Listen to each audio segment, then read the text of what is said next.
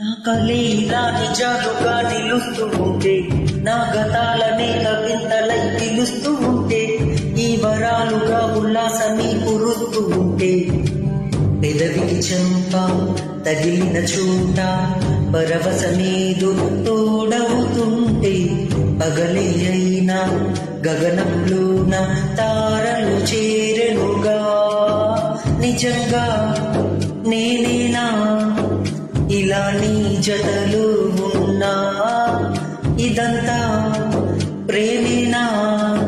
ఎన్నో వింతలు చూస్తున్నా. ఎదలో ఎవరో చేరి అన్నీ చేస్తున్నారా? వెనకే